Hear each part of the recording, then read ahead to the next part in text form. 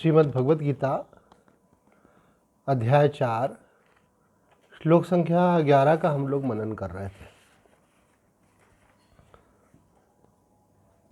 जिसमें हमने देखा था कि कल हम प्रधानता से इस विषय पर चर्चा कर रहे थे कि भक्ति मार्ग में भगवान के सगुण साकार की साधक उपासना करता है और किस प्रकार से वो उस साधना क्रम में आगे चल कर के भगवत दर्शन की स्थिति को प्राप्त होता है, जो कि एक बहुत एडवांस स्टेज है, काफ़ी आगे की अवस्था है।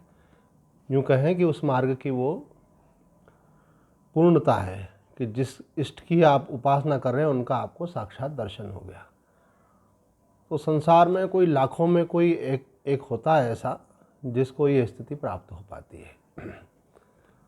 तो इस विषय में भगवान ने गीता में स्वयं ही कहा है कि मनुष्याणाम शास्त्रेषु कश्चित् यदति सिद्धये यतताम अपि सिद्धानाम कश्चिन् माम वेत्ति तत्वतः,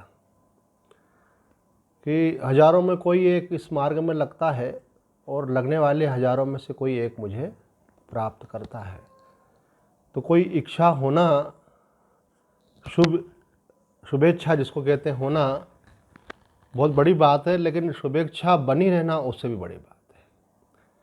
कोई साधना करना बड़ी भगवान की कृपा है, पुण्यों का जागरण है, शुभ संकल्प का जागरण है, लेकिन उन साधना में निरंतर लगे रहना, क्योंकि भगवान की माया विघ्न डालती है उसमें।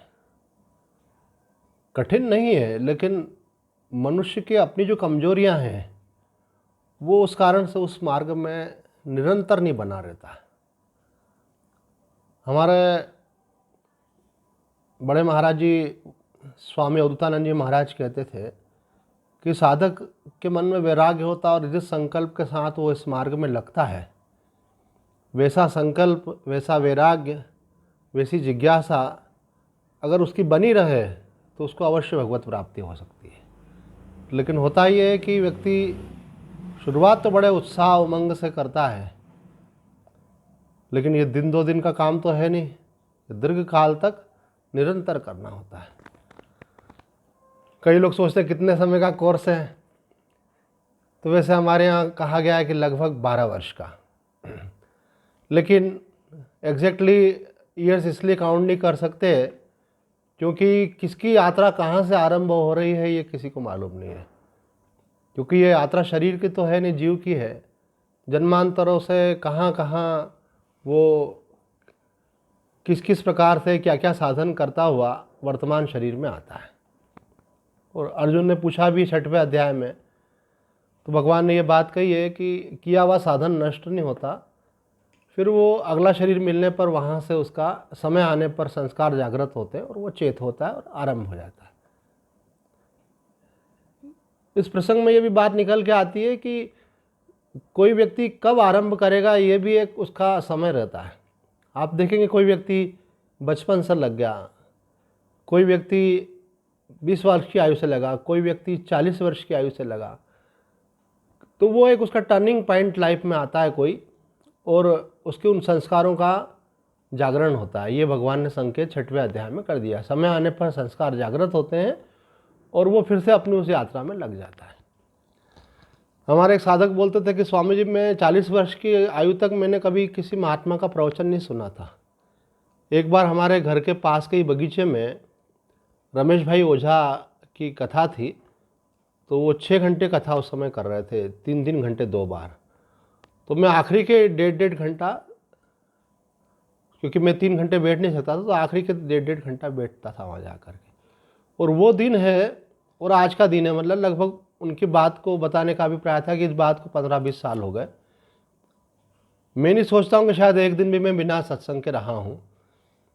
और केवल सत्संग सुनते ही नहीं थे, वो उनका मनन भी बहुत अच्छा था, चिंतन करते थे और उन्होंने अपना आचरण भी वैसा बनाया था और उन्होंने पक्का कर लिया था। कभी कभी हमारे यहाँ जो दूसरे साधक आते तो उनसे पूछते भी थे कि स्वामी जी के पास कब से आ रहा हो। वो बोले, कोई बोलता 10 साल से, कोई बोलता 15 साल से मानो। तो बोलते अभी इतनी सी बात पक्की नहीं हो रही तुमको कि मैं आत्मा हूँ, तुम अभी भी अपने को देह मान करके चल रहे हो। तो क्या हमारी बुद्धि इतनी कमज़ोर है कि मतलब हम एक छोटी सी बात सीख नहीं पाते। हम बच्चों को बोलते हैं होशियार बनो, इंटेलिजेंट बनो, थोड़ा बादाम खिलाओ इनको, तो आप खुद नहीं खाते क्या बादाम? कितनी सी बात पकड़ में नहीं आती, आती तो पर टिकती नहीं है। फिर हम देह भाव में आ जाते हैं। देह की व्यवस्थाएं, देह की सुरक्षा, देह का सम्मान, देह का सहयोग। ज्ञान मार्ग में क्या चाहिए आदमी को? केवल एक थॉट चाहिए बस, इतना कि मैं आत्मा हूँ। और उस थॉट में इतनी गहराई आ जाए, वो आपके सबकॉन्शियस तक वो निश्चय आपका चला जाए, आपके समस्त व्यवहारों और आपके अंदर ये भावना होने लगे कि मैं कर्म नहीं कर रहा हूँ, कर्म शरीर के द्वारा हो रहे हैं, क्योंकि आत्मा तो कर्म करता नहीं है, शरीर कर्म करता है।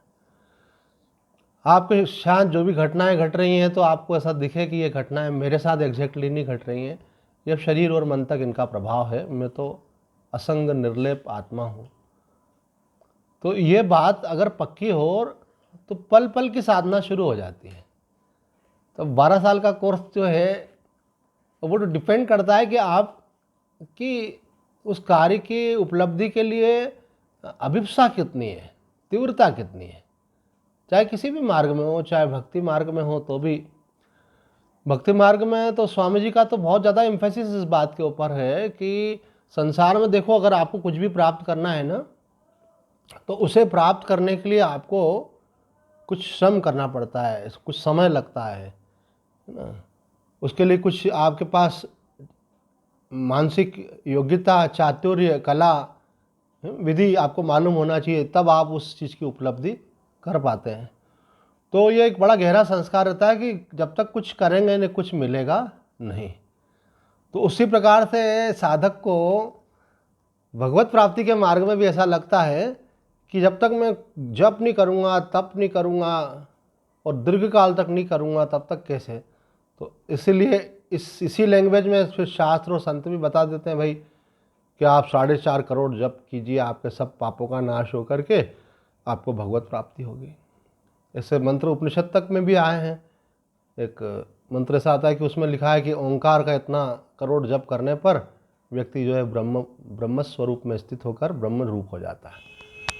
तो वास्तव में एक बार हमने पूछा भी एक महात्मा जी से, इनलाइटेंड सोल स्वामी विलीन आत्मा जी, कि महाराज जी कह रहे इतना ओंकार का जप करने से व्यक्ति ब्रह्मविद हो जाता है, ब्रह्म स्वरूप हो जाता है। तो ब्रह्म स्वरूप तो वो है ही, फिर कुछ करने से हो जाता है, ऐसा क्यों कह रहे हैं? तो उन्होंने कहा कि करने से ब्रह्म हो नहीं जाता है, करने से जो ये मान रहा था ना अपने को कि मैं व्यक्ति हूँ, मैं शरीर हूँ, ये संस्कार उसका छूटता है, अज्ञान हटता है, ज्ञान तो नित्य प्राप्त है। तो स्वामी जी कहते हैं कि इसी प्रकार से व्यक्ति सोचता है कि मैं इतना जप करूँगा, तप करूँगा, ध्यान करूँगा, तब जाकर के मुझे परमात्मा की प्राप्ति होगी। पर परमात्मा भक्ति मार्ग की दृष्टि से भी देखा जाए तो बाधा जो लगती है प्राप्ति में, सबसे बड़ी बाधा तो यही है कि हम बोलते हैं कि परमात्मा मुझे तब मिलेंगे, तब नहीं मिलेंगे, वो अब मिले हुए हैं। हमारा ध्यान इस तरफ नहीं जा रहा है। जैसे आत्मा हमको प्राप्त नहीं करना, आत्मा नित्य प्राप्त है, उसी प्रकार से भक्ति मार्ग में हमको परमात्मा को पाना नहीं है, परमात्मा नित्य प्राप्त है। आप थोड़ा परमात्मा के स्वरूप का विचार करो ना, आप किस परमात्मा की बात कर रहे हैं? परमात्मा का मतलब ही यह है कि जो सर्वत्र है, सर्वव्यापक है, आपके अंदर बाहर सदा ही है। वो आपसे अगर जुदा हुआ हो तो वो मिले, वो जुदा ही नहीं हुआ है आपसे, अलग ही नहीं हुआ है, बिछड़ा ही नहीं है आपसे ना। रमन महर्षि जी कहते हैं कि योगी इस बात की खोज करता है कि मुझे आत्मा की अनुभूति करनी है। ज्ञान मार्ग में कहा जाता है कि पहले तो ये पता लगाओ कि आप उससे अलग हुए हो कि नहीं, आप हो कौन। तो जब आप खोजते हो कि मैं कौन हूँ तो मालूम पड़ता हो कि आप तो सदा से वही हो, उससे अलग हुए ही नहीं हो, ऊपर केवल अज्ञान का आवरण है। तो बात यह आती है कि कितने समय में पूरा होगा? तो जितनी आपकी अभिप्सा ज़्यादा होगी, जितनी आपकी कॉन्सेप्ट की क्लियरिटी होगी, आप उसको धारण करेंगे। एक व्यक्ति क्या करता है, एक रूटीन बना लेता है, बस हमको रोज़ाना पाठ करना है, रोज़ाना जप करना है, बोले कब तक? अरे भाई करते रहो, लगे रहो, कभी न कभी काम बनेगा। अभिप्सा की कमी है, किसी भी साधन से मिलने वाला नहीं है। स्वामी जी का कहना है कि साधन किससे होगा? शरीर से होगा, इंद्रियों से होगा, मन से होगा, बुद्धि से होगा, कोई वस्तुओं का आप उपयोग करेंगे, कोई समय में उसका उपयोग होगा, किसी स्थान में उपयोग होगा, ये सब सीमित हैं। उस सीमित के द्वारा असीम परमात्मा की प्राप्ति नहीं होती है। असीम परमात्मा नित्य प्राप्त है, लेकिन उसका अनुभव नहीं हो रहा है। क्यों नहीं हो रहा है? उनका अनुभव इसलिए नहीं हो रहा है कि हमारे अंदर उसको प्राप्त करने की व्याकुलता नहीं है। तो फिर आप क्वेश्चन बदल जाता है, फिर प्रश्न आ जाएगा भाई व्याकुलता कैसे उत्पन्न हो। तो स्वामी जी उत्तर देते हैं कि व्याकुलता इसलिए नहीं हो रही है क्योंकि हमारे अंदर सांसारिक जो संबंध है, सांसारिक जो वस्तुएं हैं, सांसारिक जो पद प्रतिष्ठा है, उसका जो महत्व हमारे अंदर बैठा हुआ है, उसके मिलने से जो हमको सुख मिल रहा है, हम सब कॉन्शियस में कहीं ना कहीं थोड़ा घुमा फिरा करके देखें तो मालूम पड़ेगा कि हम सेटिस्फाइड हैं। किस बात से? कि भाई मेरा तो स्वास्थ्य अच्छा है, मेरे को तो आर्थिक अनुकूलता है, तो ये जो हमको, मेरे तो अपना प्रिय लोग ये हैं, तो ये जो आपको सांसारिक सेटिस्फेक्शन है, ये आपको उस व्याकुलता को प्रकट नहीं होने दे रहा है। जब अभाव का अनुभव हो, श्री श्री माँ आनंदमयी कहती हैं कि जीव को भगवान ने अभाव इसलिए दिया कि वो उस अभाव के कारण अपने स्वभाव की खोज करता है, स्व का भाव अर्थात परमात्मा का भाव। लेकिन वो परमात्मा की खोज करने की बजाय संसार में दूसरी चीज़ों की खोज करने लग जाता है और उसकी पूर्ति वहाँ से करना चाहता है, और वहाँ से कभी किसी की आज तक हुई नहीं है। टेम्परेरीली होती हुई सी दिखती है, फिर मालूम पड़ता है कि चीज़ें खसक गई। आज लगता है कि ये वस्तु मुझे मिल रही है, मिल गई, है ना, कल मालूम पड़ता है मन को तो अब उससे कोई लेना देना ही नहीं, मन तो कुछ नई चीज़ की तलाश में लग गया। संसार में मिलता है लेकिन अभाव मिटता नहीं। ऑन द कॉन्ट्रेरी माँ कहती हैं कि संसार में जितना जितना मिलता है मनुष्य का अभाव उतना अधिक बढ़ता जाता है, क्योंकि कुछ नहीं था तो कुछ भी नहीं था, अब कुछ मिला तो बहुत सारा बाकी रह गया। 1% मिला तो 99 बाकी रह गया, है ना। 1 करोड़ हो गया तो 99 करोड़ बाकी रह गया फिर उसके बाद में। तो व्यक्ति को जिमि प्रतिलाभ लोभ अधिकाई, और मनुष्य जो है सारा जीवन अपने ही मन को नहीं समझ पाता। जय कृष्णमूर्ति कहते हैं कुछ नहीं है, केवल आपको अपने मन को समझना है, आपका मन ही आपको धोखा दे रहा है। यही बात रमन महर्षि जी कहते हैं कि राजा जनक जी को ये ज्ञान हो गया कि मेरा मन मुझे छलता है, और जैसे ही उन्होंने जाना वो मन के पार हो गए। हमारा मन हमको छलता रहता है, हम बुद्धू बनाता रहता है, हम बनते रहते हैं, नए नए प्रलोभन दिखाता रहता है, ऐसा हो जाए ऐसा हो जाए, और कुछ भी हो जाए, होने वाला तो कुछ है ही नहीं। केवल ये जैसे कोई बच्चा होता है ना, मेरे को एक माँ बोल रही थी ऐसा कि बच्चे कितने सीधे होते हैं ना, वो कोई चीज़ की मांग करें, ऊपर बोलो अरे देखो देखो देखो कौन आया, देखो चिड़िया आ गई, ऐसे वो बच्चा भूल ही जाता है कि क्या मांग रहा था वो। तो वो केवल वो बच्चा ही नहीं करता, हमारे साथ भी यही चलता है।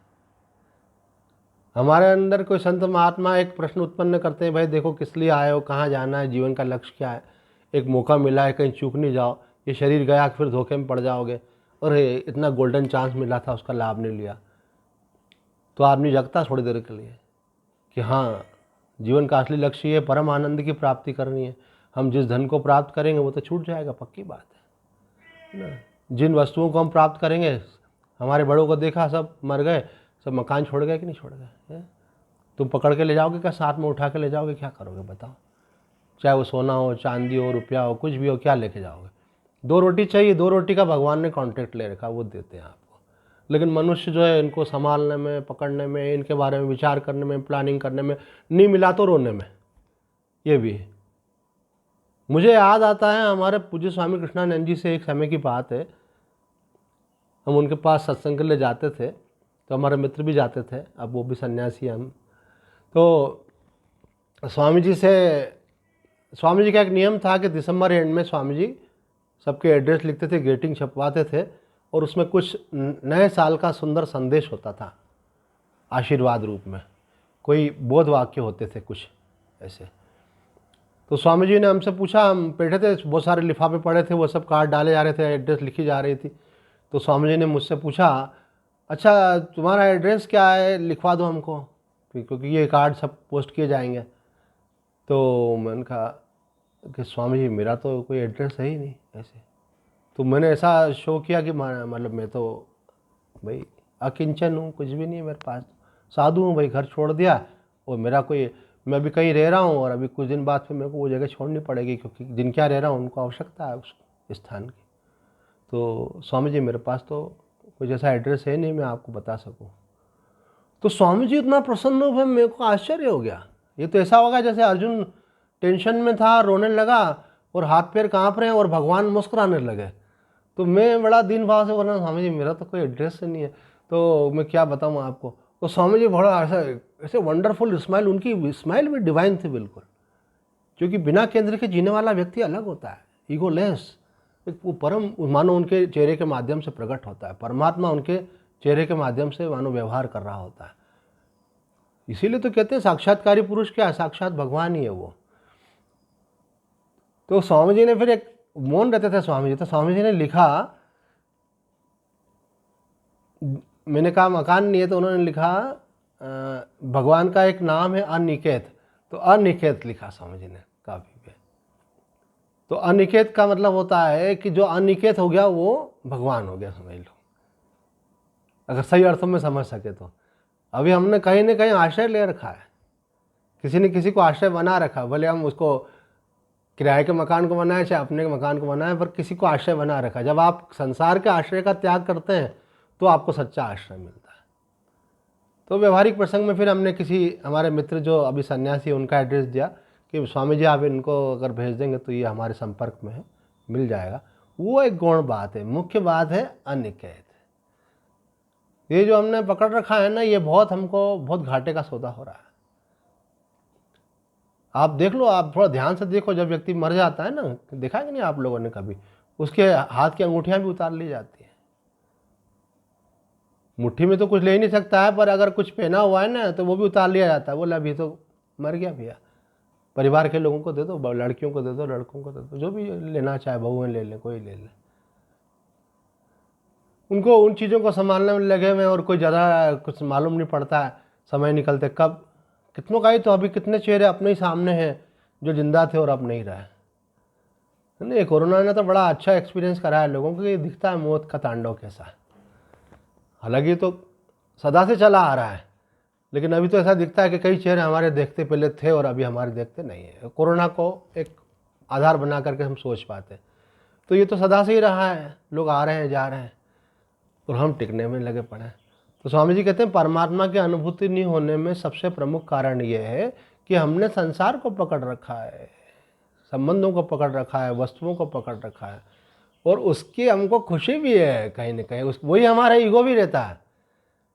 ये जो हमारा ये दिखते है ना, या हमारी ऊर्जा दिखती है हमको, तो ये ऊर्जा के पीछे माया रहती है कि किसी के पास पैसा है इसलिए, किसी के पास अपना मकान है, किसी का अच्छा स्टेटस है, का कोई एजुकेशन के कारण इसका रिस्पेक्ट है, किसी पोस्ट के कारण रिस्पेक्ट है। तो वो सब जो है संसार में तो अच्छा माना जाता है, लेकिन परमार्थ में वो आपके लिए, इसलिए कहते हैं निर्बल के बलराम।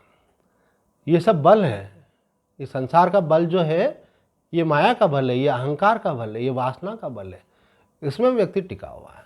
तो स्वामी जी ने आज ही पढ़ रहे थे श्लोक की व्याख्या में, सारी बातें बिना श्लोक पढ़े ही व्याख्या में आने लगी। स्वामी जी कह रहे हैं कि भाई देखो, अगर आप इसको अगर पकड़ के रहते हो, इस कारण से आप विलम्ब हो जाता है। तो कोर्स जो है, कई हमारे साथ जुड़े हुए साधक, हमने कितने साल हो गए, तो कोई 15 साल वाले भी हैं, 20 साल वाले भी हैं। तो मैंने बोला तुम्हारा तो कोर्स रिपीट हो रहा है, आप हैं कोई 12 साल के बाद रिपीट होने लग गया, तो क्या हुआ। तो हंसते हैं वो भी ऐसे, पर ये तो हम जानते हैं कि जो जहाँ खड़ा था वो वहाँ नहीं खड़ा है। ये अनंत की यात्रा में लोग निकल पड़े हैं, और गलतियाँ तो बहुत होती हैं, व्यक्ति से भूलें बहुत होती हैं, इसलिए विलम्ब होता है ना। माया फिर बार बार ना, कल एक किसी को हम लेके गए थे एक महात्मा जी के पास, उनके अंदर जिज्ञासा जागृत हुई, तो हमने कहा चलो एक महात्मा के दर्शन कराते हैं आपको।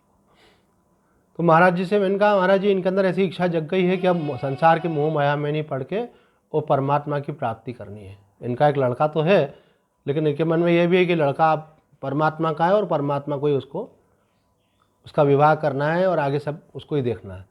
अब मुझे तो परमात्मा की उसमें लगना है।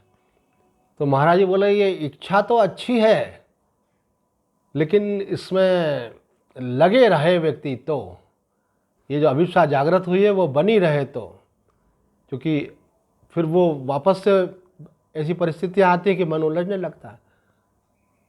तो दृढ़ संकल्प के साथ लगना पड़ता है। एक महात्मा जी ने हमको कहा था कि स्लो बट श्योर। कभी कभी कोई व्यक्ति बहुत तेजी से लगता है लेकिन मालूम पड़ता है फिर एकदम से डाउन हो गया। स्वामी कृष्णानंद जी महाराज कहते थे कि साधन जो है आपका, उसमें निरंतरता होनी चाहिए। ऐसा नहीं होना चाहिए कि एक दिन तो आपने 8 घंटे भजन किया और दूसरे दिन भजन ही नहीं किया। उसकी बजाय आप रेगुलर, आप अगर 1.5 घंटा बैठते तो 1.5 घंटा बैठे, और बैठते बैठे ऐसे बैठे हैं कि मालूम पड़े कि आपको करते करते कई साल हो गए, आपका नियम आपने नहीं छोड़ा। फिर देखो आप उसके अंदर कैसे चमक आती जाती है ना। जैसे तांबे का लोटा होता है और आपने वो कुचे से उसको पीताम्बरी लगा के मांझ रहे हैं आप, अब देखो क्या चमकता है वो। तो ऐसे अंतःकरण धीरे धीरे होते होते शुद्ध होता जाता है। बाकी सत्संग साथ में होना बहुत ज़रूरी है, क्योंकि मन में जन्मांतरों के संस्कार हैं। वो भजन करते करते भगवान की जगह संसार मांगने लग जाएगा। कभी तबीयत खराब हो जाएगी तो स्वास्थ्य मांगने लग जाएगा, कभी आर्थिक समस्या आ जाएंगी तो पैसा मांगने लग जाएगा, और फिर परिवार तो मोह माया का बड़ा केंद्र है ही। परिवार में कोई समस्या आ गई तो ऐसा आने लगा इनका कब होगा, कैसे होगा, प्रभु ये सब ठीक करो। तो आप प्रभु से संसार मांगने लग जाते हो, आपका ध्यान तो प्रभु से हट जाता है। तो प्रभु मुस्कुराते हैं कि देखो मेरी माया, इसी को मेरी माया कहते हैं। भगवान गीता में कहते हैं मम माया दुरत्या। भगवान कहते हैं मेरी माया बड़ी प्रबल है, खुद बोल रहे हैं। तो बोले फिर भगवान जब आपकी माया आप ही बोल रहे हो प्रबल है, तो हम उस पर कैसे पार पाएंगे? बोले तुम पार नहीं पा सकते, मामे वह प्रपद्यंते माया मेताम तरंती थे। लेकिन अगर तुम मेरी शरण आ जाओगे तो माया से पार हो जाओगे। हम भगवान के हो जाएं तो संसार को जीत सकते हैं। भगवान के हुए बिना अपना बल नहीं है कि हम उसको प्राप्त कर सकें। इसलिए भगवान बोलते हैं मन मया, मेरा हो जाओ। तो यहाँ भगवान कह रहे हैं ये यथा माम प्रपद्यन्ते तान तस्यो भजाम्यम मम वर्तमानुवर्तन्ते मनुष्या पार्थ सर्वशः। जो मुझे जिस भाव से भजता है, आप तुम संसार चाहोगे तो संसार मिल जाएगा, और मुझे चाहोगे तो मैं मिल जाऊंगा। जिस रूप में चाहोगे उस रूप में मिल जाऊंगा। निराकार चाहोगे, साकार चाहोगे, साकार में भी जो रूप चाहोगे। तो कल बात हो रही थी उपासना की, तो महाराज जी ने वो जो हमारे साथ चले थे उनको कहा कि भगवान का कौन सा रूप अच्छा लगता है। मैंने कहा ये देखो क्या वाइब्रेशन घूमते हैं। कल हमारी चर्चा यही हो रही थी, और महाराज जी ने वहाँ गए संत जी के पास, बुजुर्ग संत हैं 85-90 साल के। तो जो साधक को लेके गए तो बोले तुमको कौन से भगवान अच्छे लगते हैं? तो उन्होंने कहा कि कृष्ण भगवान अच्छे लगते हैं हमको। गणेश जी की हम उपासना करते हैं पर कृष्ण ज़्यादा अच्छे लगते हैं हमको। बोला अच्छा। तो कृष्ण का बोले आपके पास क्या है? तो बोले एक तस्वीर है। तो मैंने तो आपको नहीं बोला था, पर महाराज जी ने कल एक बात उन साधक को बोली कि तस्वीर से काम नहीं चलेगा। अगर फुल फ्लैश इधर लगना है तो एक आपके पास उनका विग्रह होना चाहिए, मूर्ति होना चाहिए। बोले एक लड्डू गोपाल लेकर के आओ, उनको रोज़ स्नान कराओ, उनके कपड़े बदलो, उनको तिलक चंदन कराओ, उनको भोग लगाओ। तो बोले ऐसा करने से तुम्हारा उनके प्रति भाव बढ़ता जाएगा। फिर वही किसी दिन सपने में आ जाएंगे। जिस दिन सपने में आएंगे बहुत आनंद का अनुभव होगा। फिर किसी दिन वो मुस्कुरा दिए तो समझ लो फिर तो आपका संसार बिगड़ ही गया। फिर उनकी मुस्कुराहट से संसार की मुस्कुराहट फीकी पड़ जाएगी। पर पहले वो चैतन्य तो करो विग्रह को। चैतन्य था आप में, वो तो पीतल है। आप लेके आएंगे पीतल की मूर्ति लेके आएंगे, आप चांदी की लेके आएंगे, कोई सोने की भी ला सकता है, लेकिन वो मूर्ति तो धातु है। उसमें कृष्ण कौन प्रकट करेगा? वो सर्वत्र व्याप्त जो कृष्ण है वो वहाँ भी है। प्रकट आप करेंगे उसको। जब आप उसकी नित्य उपासना करेंगे, देखेंगे उनको कि ये मेरे ठाकुर जी हैं, ये ठाकुर जी। हमारी माता जी को हमने बहुत सालों तक देखा, बस जन्म से ही देखा। वो लगी हुई थी तो जैसे ही होश संभाला देखते थे वो राधा कृष्ण की सेवा करते थे। तो कभी वो उनकी बांसुरी कभी इधर हो जाती तो बोले बहुत नटखट है ना, इसकी बांसुरी इधर गिरा देता ताकि इसको ठीक करो। कभी मुकुट लगाओ तो मुकुट खसक जाता, तो बोले जानबूझ के ये मुकुट टेढ़ा कर देता। तो मानो उनकी उनसे बात होती रहती थी ऐसे। तो भक्ति मार्ग की साधना ही है, ज्ञान मार्ग की साधना अपनी है। तो स्वामी जी ने कहा कि मूर्ति लेके आओ और उनकी सेवा करो, उनके स्नान कराओ, उनको नहलाओ, उनके वस्त्र बदलो, उनका श्रृंगार करो, है ना, धूप दीप नैवेद्य दो उनको। आपका उनसे भाव जुड़ेगा। ऐसे भगवान से जुड़ना चाहिए। भगवान की सेवा, भगवान को थोड़ी अपेक्षा आपसे। जो सारे जगत को नहलाता उसको आप क्या नहलाओगे बताओ? जो सारे जगत को खिलाता उसको आप क्या खिलाओगे? पर इस बहाने फिर आपका जब भोजन बनेगा तो वो भोक्ता भाव से नहीं बनेगा मुझे खाना है। फिर आपका भोजन बनेगा मुझे ठाकुर जी का नैवेद्य तैयार करना है, पवित्रता का ध्यान रखेंगे, आप नहा के बनाएंगे, शुद्ध वस्त्रों में बनाएंगे, बनाते समय जूठा नहीं करेंगे उसको। वो भावना ये रहेगी मैं ठाकुर जी के लिए बना रहा हूँ, बना रही हूँ पवित्र भोजन, तुम्हें ही निवेदित भोजन करे। सबसे बाकी चीज़ों की बात कई महात्माओं ने नहीं कही, लेकिन अन्न की बात बहुत सभी महात्माओं ने कही। रमन महर्षि जी ने भी कहा है कि अन्न का प्रभाव मन पर बहुत पड़ता है, साधक को इस पर ध्यान रखना चाहिए, इसलिए पवित्र अन्न लेना चाहिए। और भगवान को भोग लगाकर किया गया है तो सारे दोष उसमें से अपने आप निकल जाते हैं, फिर वो भोजन नहीं रहता है, फिर वो प्रसाद हो जाता है जो आपने भगवान को भोग लगा दिया। तो कल हमने इस पर विस्तार से चर्चा की, ये प्रसंग था तो इतना ही भर। ये यथा माम प्रपद्यन्ते कि जिस भाव से पूछते हैं, भाव बढ़ना चाहिए आपका, क्रिया से काम नहीं चलेगा, भाव बढ़ना चाहिए। इसलिए जिनका भाव बढ़ा हुआ है ऐसे लोगों का संग करना चाहिए। तजोरे मन हरि विमुखन को संग, बोले जो हरि से विमुख है उनका संग ज़्यादा मत करो। तजिए कोटि वेरी सम यद्यपि परम सनेई, भले आपके वो व्यावहारिक दृष्टि से बहुत निकटतम हो, लेकिन अगर उनका मन भगवान में नहीं है, सत्संग में नहीं है, तो उनका ज़्यादा संग मत करो। कितना करना चाहिए? तो हमारे गुरुजी बोलते हैं, शंकराचार्य जी महाराज, कि जैसे कोई व्यक्ति शौचालय जाता है, कितनी देर के लिए जाता है, काम निपटा और भगा, वहाँ बैठा थोड़ी रहता है। यूरिनल के लिए जाएगा व्यक्ति, कितनी देर, जहाँ निवृत्ति हुई बाहर। बोले संसारी लोगों का व्यवहार करना पड़ता है, प्रारब्ध के कारण, परिस्थिति के कारण, मजबूरियाँ रहती हैं, तो उतना करो जितना किए बिना नहीं चलता है, उतना, थोड़ा भी ज़्यादा मत करो। और बोले संतन संग बैठ बैठ लोक लाज खोई, मीरा भाई जाए क्या जो टाइम है, बोले अनलिमिटेड टाइम संतों के साथ, वहाँ कोई लिमिट नहीं है। भक्तों के साथ बैठे हैं, साधकों के साथ बैठे हैं, सत्संग चर्चा सुन रहे हैं, भगवान का भजन कर रहे हैं, उसमें कोई लिमिटेशन नहीं है। हम लिमिटेशन उसमें लगाते हैं। अभी मेरा सत्संग 40 मिनट से अगर 42 मिनट हो जाएगा ना, फिर 40 मिनट के बाद अगर रीज्वाइन करना पड़े तो मुझे मालूम है कि अभी आपके अगर 40 लोग होंगे तो उसमें से भी 20 लोग बोले हो गया स्वामी जी, हो गया, अभी कल फिर आ जाएंगे।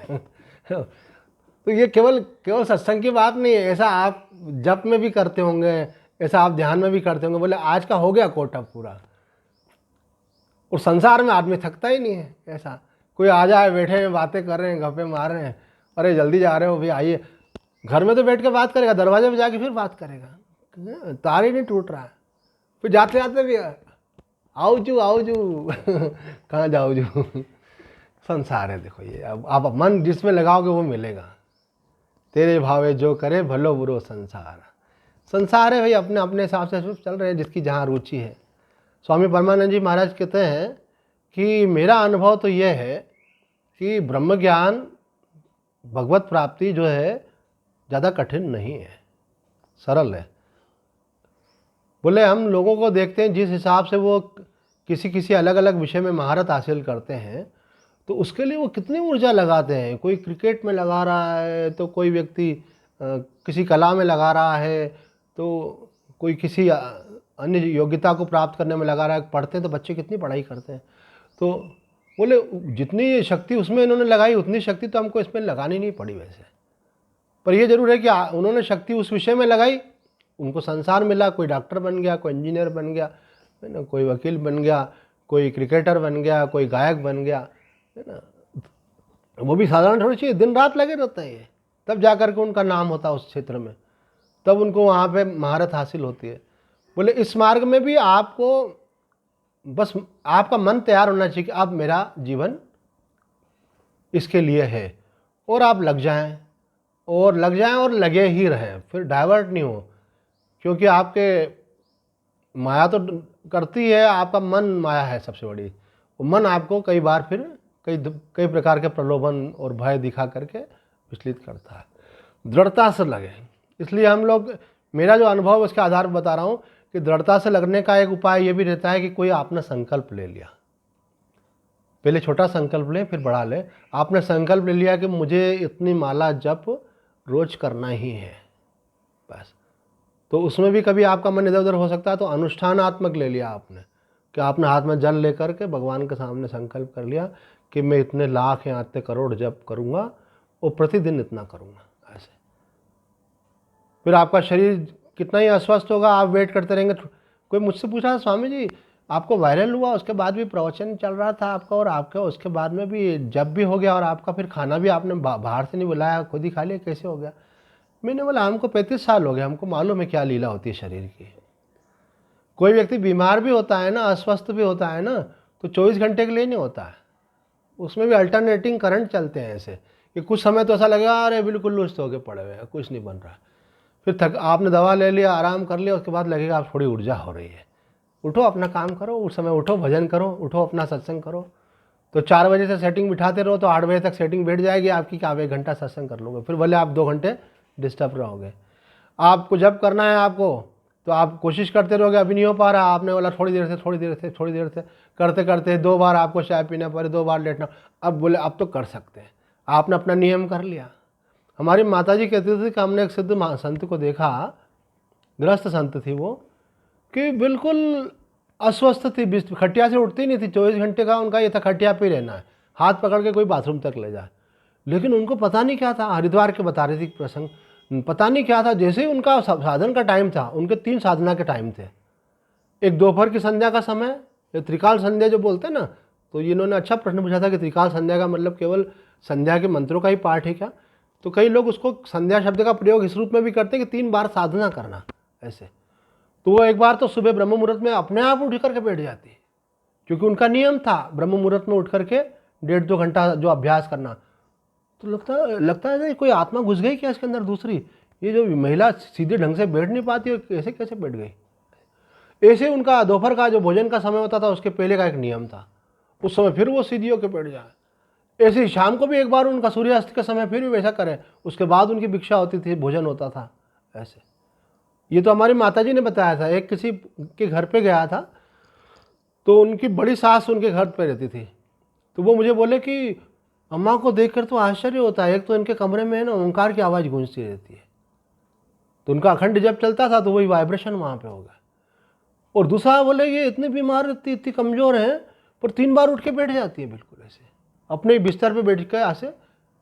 तो बोले अम्मा आपका तबीयत ठीक नहीं, कैसे बैठ गए? बोले मालिक ने ताकत दी बेटा, बैठ गया, अभी सुमिरन कर रहे हैं उसका, थोड़ी देर बैठती फिर। तो कभी लगता था कि मम्मी नौटंकी तो नहीं कर रही, जब इच्छा होती है तो बैठ जाती है और फिर बाद में लेटी रहती है। वो नौटंकी नहीं, वो ऊर्जा जागृत होती है, उनका समय होता था, उस समय वो चेतना आ जाती थी। भगवान भी सहायता करता है आपको, आपका पुराना साधन भी सहायता करता है आपको, पर दृढ़ता से लगे हुए हैं, एक नियम बना लें ऐसा कि हमको मानो 3 बार बैठना ही है और इतने घंटे बैठना ही है, और चाहे कुछ भी हो, दुनिया इधर उधर होती रहे, दृढ़ता चाहिए इसके अंदर, कभी कम कभी ज़्यादा ऐसा नहीं। स्वामी जी बोलते थे निरंतर साधन चलता रहना चाहिए दीर्घ काल तक। यही बात महर्षि पतंजलि ने भी की है, निरंतर दीर्घ काल तक आप कर रहे हैं, लेकिन कैसा करना चाहिए साधन? रोजाना तो करना है, लेकिन दीर्घ काल तक चलना चाहिए। बोले कब तक? बोले जब तक हमारा कार्य सिद्ध नहीं हो जाता तब तक। जिस लक्ष्य को लेके चले वो सिद्ध होना चाहिए हमारा। तो भगवान बोल रहे हैं कि मनुष्य के मन में संसार की इच्छाएं आ जाती हैं, इसलिए रुक जाता है। कांक्षन्ता कर्मणाम सिद्धिम यजंत ही देवता क्षिप्रम ही मानुषे लोके सिद्धिर भवतु कर्मजा। बोले मनुष्य लोक में ये सुविधा है, मनुष्य को कर्म स्वातंत्र है, वो कुछ करके कुछ पा सकता है।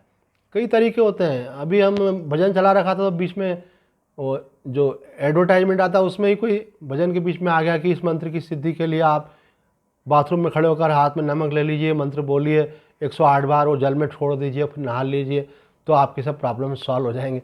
पता नहीं कहाँ से कहाँ अनुसंधान। तो ऐसे कई प्रकार की साधनाएं होती हैं।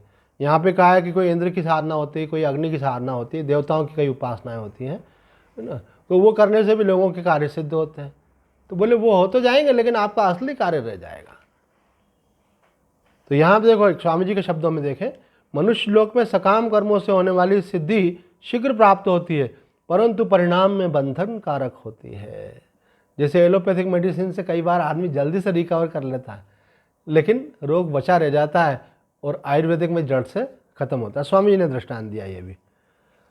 और कहा है कि मनुष्य लोक में नया कर्म करने का अधिकार प्राप्त है, इसके सिवाय दूसरे लोक में केवल भोग भूमियाँ हैं, अर्थात स्वर्ग नरक में। मनुष्य शरीर में किए गए कर्मों के फल लोक परलोक में भोगे जाते हैं। मनुष्य को ये समझ में आना चाहिए कि यहाँ जो करेगा वही सब जगह उसको भोगना पड़ेगा।